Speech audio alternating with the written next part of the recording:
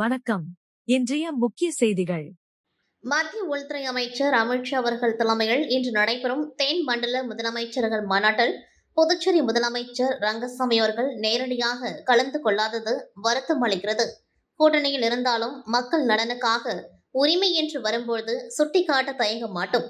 மாநிலத்திற்கான கூடுதல் நிதி மற்றும் முக்கிய வளர்ச்சி திட்டங்களை பெற இதுவே சரியான களம் என்பதால் புதுச்சேரியின் நியாயமான கோரிக்கைகளை மத்திய அரசிடம் நேரடியாக வலியுறுத்த லட்சிய ஜனநாயக கட்சி எப்பொழுதும் முன்னிற்கும் என்று காமராஜ் நகர் தொகுதி சட்டமன்ற உறுப்பினரும் லட்சிய ஜனநாயக கட்சியின் தலைவருமான ஜோஸ் சார்லஸ் மார்டின் தெரிவித்துள்ளார். கோவளத்தில் நடைபெறும் தென்மண்டல முதலமைச்சர்கள் மாநாட்டில் புதுச்சேரியின் துணைநிலை ஆளுநர் கைலாசநாதன் பங்கேற்க உள்ள நிலையில் முதலமைச்சர் ரங்கசாமி பங்கேற்கவில்லை. கோவளத்தில் தென்மண்டல முதலமைச்சர்கள் மாநாடு இன்று நடைபெற்றது. இதனையடுத்து புதுச்சேரி முதலமைச்சர் ரங்கசாமி மற்றும் புதுச்சேரியின் துணைநிலை ஆளுநர் கைலாசநாதன் ஆகியோர் பங்கேற்க உள்துறை அமைச்சகம் அழைப்புகள் வழங்கியுள்ளது.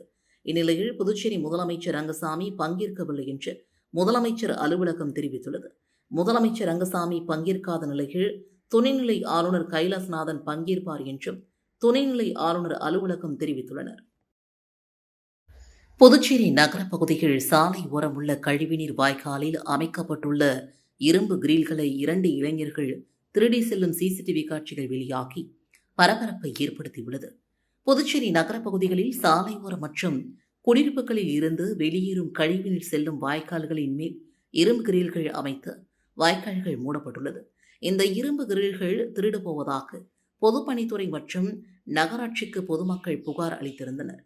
இந்நிலையில் நகர பகுதிகள் கழிவுநீர் வாய்க்கால்கள் மேல் அமைக்கப்பட்டிருந்த இரும்பு கிரில்கள் 2 வாலிபர்கள் இருசக்கர வாகனத்தில் சென்று திருடி சாக்குப்பையில் வைத்து எடுத்து செல்லும் காட்சிகள் அந்த பகுதியில் உள்ள சிசிடிவியில் பதிவாகியிருந்தது.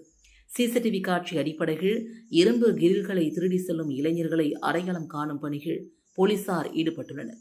சாலையின் ஓரம் உள்ள கழிவுநீர் வாய்க்கால்கள் மீது போடப்பட்டுள்ள இரும்பு கிரில்களை 2 இளைஞர்கள் திருடி செல்லும் சிசிடிவி காட்சி வெளியாகி பரபரப்பை ஏற்படுத்தியுள்ளது. முன்னாள் பிரதமர் ராஜீவ்காந்தியின் பிறந்தநாளையொட்டி புதுச்சேரி கிழக்கு கடற்கரை சாலையில் அமைந்துள்ள அவரது சிலைக்கு அரசு சார்பில் முதலமைச்சர் ரங்கசாமி, சட்டப்பேரவைத் தலைவர் மற்றும் அமைச்சர்கள் மாலை அணிவித்து மரியாதை செலுத்தினர். புதுச்சேரி அரசின் சார்பில் முன்னாள் பிரதமர் ராஜீவ்காந்தியின் பிறந்தநாள் விழா நடைபெற்றது. இதனையொட்டி கிழக்கு கடற்கரை சாலையில் அமைந்துள்ள ராஜீவ்காந்தியின் சிலைக்கு அரசு சார்பில் முதலமைச்சர் ரங்கசாமி, சட்டப்பேரவைத் தலைவர் அன்பழகன், அமைச்சர் VP சிவக்கொழுந்து, அமைச்சர் ராஜவேலு மற்றும் சட்டமன்ற உறுப்பினர்கள் மாலை அணிவித்து மரியாதை செலுத்தினர். அதேபோன்று காங்கிரஸ் கட்சியின் சார்பிலும் ராஜீவ்காந்தியின் பிறந்தநாள் விழா அனுசரிக்கப்பட்டது. இதில் காங்கிரஸ் தலைவரும் நாடாளுமன்ற உறுப்பினருமான வைத்திலிங்கம், முன்னாள் முதலமைச்சர் நாராயணசாமி, சட்டமன்ற உறுப்பினர்கள், முன்னாள் சட்டமன்ற உறுப்பினர்கள் உள்ளிட்ட பலரும் கலந்து கொண்டு ராஜீவ்காந்தியின் சிலைக்கு மாலை அணிவித்து மரியாதை செலுத்தினர். தொடர்ந்து சர்வமத பிரார்த்தனை நடைபெற்றதுடன் உறுதிமொழியும் ஏற்கப்பட்டது. புதுச்சேரி நகர பகுதியில் குமரகுருபல்லம் அருகே பிரதான சாலை ஓரத்தில் காலாவதியான 100க்கும் மேற்பட்ட பால் பாக்கெட்டுகள் வீசப்பட்டு கிடந்த சம்பவம் பரபரப்பை ஏற்படுத்தியுள்ளது. புதுச்சேரி அரசின் கூட்டுறவுத்துறை சார்பில் பாண்லே நிறுவனம் மூலமாக பால் விற்பனை செய்யப்பட்டு வருகிறது. புதுச்சேரியில் பால் கொள்முதல் குறைந்து வருவதால் அண்டை மாநிலங்களில் இருந்தும் பால் கொள்முதல் செய்யப்பட்டு வருகிறது. இதனால் அவ்வப்போது பால் தட்டுப்பாடும் ஏற்படுகிறது. இந்நிலையில் குமரகுருபல்லம் அருகே சாலை ஓரத்தில் இன்று காலை காலாவதியான 100க்கும் மேற்பட்ட பால் பாக்கெட்டுகள் மர்மமான முறையில் வீசப்பட்டு கிடந்தன. அவற்றை அப்பகுதியில் சுற்றித் திரிந்த திருநாய்கள் மற்றும் கால்நடைகள் சாப்பிட்டதாக கூறப்படுகிறது. காலாவதியான பால் பாக்கெட்டுகளை முறையாக அகற்றாமல் சாலையோரத்தில் வீசி சென்றவர்கள் மீது நடவடிக்கை எடுக்க வேண்டும் என்றும் பொதுமக்கள் வலியுறுத்தியுள்ளனர். மேலும் உணவு பாதுகாப்புத்துறை இதுகுறித்து உரிய விசாரணை நடத்த வேண்டும் என்றும் அவர்கள் கோரிக்கை விடுத்துள்ளனர். மேட்டுப்பாளையம் ஆரம்ப சுகாதார நிலையம் சார்பில் உலக கொசுக்கள் தினம் கடைபிடிக்கப்பட்டது. மேட்டுப்பாளையம் ஆரம்ப சுகாதார நிலையம் சார்பில் விவேகானந்தா பள்ளியில் உலக கொசுக்கள் தினம் கடைபிடிக்கப்பட்டது. மருத்துவ அதிகாரி சரண்யா வழிகாட்டுதலின் பேரில் நடைபெற்ற நிகழ்ச்சிக்கு சுகாதார ஆய்வாளர் முனுவரஸ்வாமி தலைமை தாங்கினார். உதவியாளர்கள் கோபி, வேல்முருகஸ்வாமி, ஜெயஸ்ரீ, ராஜவேல், ஜவஹர் உள்ளிட்டோர் கலந்து கொண்டு மாணவர்களுக்கு கொசுக்கள் மற்றும் அவற்றால் பரவும் நோய்கள் குறித்தும் விளக்கினர். கொசுக்களின் வகைகள், இனப்பெருக்கம், டெங்கு, மலேரியா, சிக்கன்குனியா உள்ளிட்ட நோய்கள் மற்றும் அவற்றை தடுக்கும் வழிமுறைகள் குறித்து மாணவர்களுக்கு விழிப்புணர்வு ஏற்படுத்தப்பட்டது. மேலும் வீடுகள் மற்றும் பள்ளி வளாகங்களில் தண்ணீர் தேங்காமல் பார்த்துக் கொள்வது, கொசுக்கள் உற்பத்தியாகும் இடங்களை கண்டறிந்து அகற்றுவது, சுற்றுப்புறத்தை தூய்மையாக வைத்திருப்பது குறித்து அறிவுறுத்தப்பட்டது. தண்ணீர் தேங்காது, கொசு பெருகாது, நோய் பரவாது என்ற விழிப்புணர்வு கருத்துடன் நிகழ்ச்சி நிறைவடைந்தது. இதில் பள்ளி மாணவர்கள் மற்றும் ஆசிரியர்கள் கலந்து கொண்டனர். புதுச்சேரியில் உர விற்பனைக்கு கடுமையான கட்டுப்பாடுகள் விதிக்கப்பட்டுள்ளன. வெளி மாநில விவசாயிகளுக்கு உரம் விற்பனை செய்தால் கடும் நடவடிக்கை எடுக்கப்படும் என்று வேளாண் துறை எச்சரித்துள்ளது. இதுகுறித்து வேளாண் இயக்குநர் ஜெய்சங்கர் வெளியிட்டுள்ள செய்திக்குறிப்பில், மத்திய அரசின் வேளாண் மற்றும் விவசாயிகள் நலன், ரசாயனங்கள் மற்றும் உர அமைச்சகங்கள் அறிவுறுத்தல்களை அமல்படுத்தும் வகையில் 1985 ஆண்டின் உர கட்டுப்பாடு ஆணையின் விதிகளின்படி புதுச்சேரி பிராந்தியத்தில் உள்ள உர விற்பனை உரிமம் பெற்ற அனைத்து சில்லறை மற்றும் மொத்த உரை விற்பனையகங்களும் கண்காணிக்கப்படுகின்றன. எந்த உரங்களையும் புதுச்சேரி பகுதியினை சார்ந்த விவசாயிகள் தவிர அண்டை மாநிலமான தமிழகத்தின் விவசாயிகளுக்கு எக்காரணம் கொண்டு விற்பனை செய்யக்கூடாது. அதுபோன்று விற்பனை செய்தால் மாநிலம் விட்டு மாநிலம் விற்பனை செய்ததாக கருதப்பட்டு மத்திய அரசின் 1955 ஆண்டின் அத்தியாவசிய பொருட்கள் சட்டத்தின் விதிகளின் கீழ் நடவடிக்கை எடுக்கப்படும் என்றும் குறிப்பிடப்பட்டுள்ளது.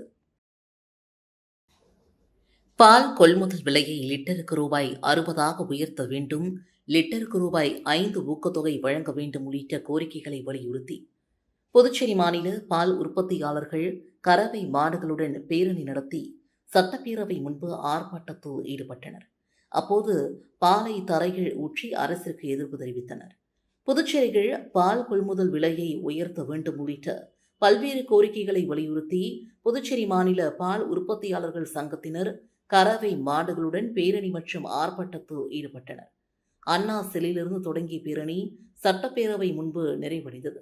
அங்கு பால் உற்பத்தியாளர்கள் தங்களது கோரிக்கைகளை வலியுறுத்தி போராட்டத்தில் ஈடுபட்டதுடன் பாலை தரையில் ஊற்றி எதிர்ப்பை வெளிப்படுத்தினர். பாலிற்கான கொள்முதல் விலையை ஆதார் விலையாக லிட்டருக்கு ரூபாய் 60 உயர்த்தி வழங்க வேண்டும், தீவன மானியத்தை நேரடியாக வங்கிக் கணக்கில் வழங்குவதற்கு பதிலாக பான்லி தீவன ஆலை மூலமாக மாதந்தோறும் மானிய விலையில் தீவனம் வழங்க வேண்டும், பாலிற்கு லிட்டருக்கு ரூபாய் 5 ஊக்கத்தொகை வழங்க வேண்டும், குழுக்கள் முறையில் தேர்வு செய்யப்பட்ட 500 கறவை மாடுகளை உடனடியாக வழங்க வேண்டும் என்பன உள்ளிட்ட கோரிக்கைகளை அவர்கள் முன்வைத்தனர். போராட்டத்திற்கு சங்க செயலாளர் அன்புமணி தலைமை தாங்கினார். சங்க மாநில பொதுச் செயலாளர் பெருமாள் கண்டன உரையாற்றினார். பால் உற்பத்தியாளர்களின் வாழ்வாதாரத்தை பாதுகாக்கும் வகையில் அரசு தங்களது கோரிக்கைகளை உடனடியாக நிறைவேற்ற வேண்டும் என்று போராட்டத்தில் வலியுறுத்தப்பட்டது. கிருமம்பாக்கம் பாகூர் போலீஸ் நிலையங்களில் தொலைபேசி இணைப்பு துண்டிக்கப்பட்டதால் புகார் தெரிவிக்க முடியாமல் பொதுமக்கள் தவித்து வருகின்றனர். பாகூர், கிருமம்பாக்கம் மற்றும் கரையம்புத்தூர் போலீஸ் நிலையங்களில் கட்டுப்பாட்டில் உள்ள சுமார் 100க்கும் மேற்பட்ட கிராமங்கள் உள்ளன. இப்பகுதிகளில் கோவில் திருவிழாக்களில் பாதுகாப்பு பணிகள், இரவு நேர ரோந்து மற்றும் சட்டம் ஒழுங்கு பிரச்சினைகளை போலீசார் கண்காணித்து வருகின்றனர். குறிப்பாக பாகூர் மற்றும் கரையம்புத்தூர் பகுதிகள் புதுச்சேரி கடலூர் எல்லையில் அமைந்துள்ளதால் அடிக்கடி சட்டம் ஒழுங்கு பிரச்சினைகள் ஏற்படும் சூழல் உள்ளது. இதுபோன்ற நேரங்களில் பொதுமக்கள் போலீஸ் நிலையங்களுக்கு தொலைபேசி மூலமாக தகவல் தெரிவிப்பது வழக்கம். புகார் கிடைத்தவுடன் போலீசார் சம்பவ இடத்திற்கு விரைந்து சென்று தகராறில் ஈடுபடுபவர்கள் மீது நடவடிக்கை எடுப்பதுடன் பெரிய அளவிலான மோதல்களையும் தடுக்க முடியும். இந்நிலையில் கட்டண பாக்கி காரணமாக இந்த 3 போலீஸ் நிலையங்களின் தொலைபேசி இணைப்புகளும் தற்காலிகமாக துண்டிக்கப்பட்டுள்ளதாக கூறப்படுகிறது. இதனால் அவசர பிரச்சனைகள் ஏற்பட்டால் உடனடியாக போலீசாரை தொடர்பு கொள்ள முடியாத நிலையும் ஏற்பட்டிருக்கிறது. பொதுமக்கள் நேரடியாக போலீஸ் நிலையத்திற்கு சென்றுதான் புகார் தெரிவிக்க வேண்டிய சூழல் உள்ளது. இதனால் சம்பவ இடத்திற்கு போலீசார் செல்வதில் தாமதம் ஏற்படுவதாகவும் தெரிய வருகிறது. பொதுமக்கள் தெரிவித்திருக்கிறார்கள்.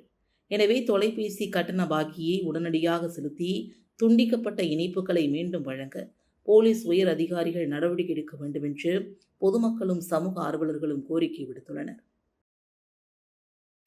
குரு ரவிதாஸின் 650வது ஜெயந்தியை முன்னிட்டு வாரணாசியில் இருந்து கொண்டுவரப்பட்ட புனித மண் அடங்கிய கலசத்திற்கு புதுச்சேரி அம்பேத்கர் நகரில் சிறப்பு பூஜைகள் நடைபெற்றன. தொடர்ந்து பாஜக சார்பில் அனைத்து மாவட்ட தலைவர்களுக்கும் புனித மண் கலசங்கள் வழங்கப்பட்டன. புதுச்சேரி பாஜக கட்சியின் சார்பில் மாநில தலைவர் ராமலிங்கம் தலைமையில் கவிஞரும் துறைவியுமான குரு ரவிதாஸின் 650வது ஜெயந்தியை முன்னிட்டு சிறப்பு நிகழ்ச்சிகள் நடைபெற்றது. குரு ரவிதாஸ் பிறந்த புண்ணிய பூமியான வாரணாசியிலிருந்து கொண்டுவரப்பட்ட புனித மண் அடங்கிய கலசத்திற்கு ராஜ்பவன் தொகுதிக்குட்பட்ட அம்பேத்கர் நகரில் அமைந்துள்ள செங்கடிரமண ஆலயத்தில் சிறப்பு பூஜைகள் நடத்தப்பட்டன. தொடர்ந்து புனித மண் அடங்கிய கலசங்கள் அனைத்து மாவட்ட தலைவர்களுக்கும் வழங்கப்பட்டன. குரு ரவிதாஸின் சமூக சீர்திருத்த சிந்தனைகள் மற்றும் சமத்துவ கொள்கைகளை மக்களிடம் கொண்டு செல்லும் வகையில் இந்த புனித மண் கலசங்கள் அனைத்து தொகுதி மக்களுக்கும் எடுத்து செல்லப்பட்டு அங்குள்ள கோவில்களில் சிறப்பு பூஜைகள் நடத்தி பின்னர் ஊர்வலமாக எடுத்து செல்ல அறிவுறுத்தப்பட்டுள்ளது. விநாயகர் சிலைகளில் இயற்கை வண்ணங்களை மட்டும் பயன்படுத்துமாறு மாசு கட்டுப்பாடு குழுமம் அறிவுறுத்தியுள்ளது. இதுகுறித்து புதுச்சேரி மாசு கட்டுப்பாடு குழும உறுப்பினர் செயலர் ரமேஷ் வெளியிட்டுள்ள செய்திக்குறிப்பில், பண்டைய காலங்களில் விநாயகர் சதுர்த்தி போன்ற பண்டிகையின் போது வண்ணம் தீட்டாத சிறிய களிமண் விநாயகர் உருவ சிலைகள் நீர்நிலைகளில் மூழ்க வைப்பது நமது நாட்டின் மரபாகும்.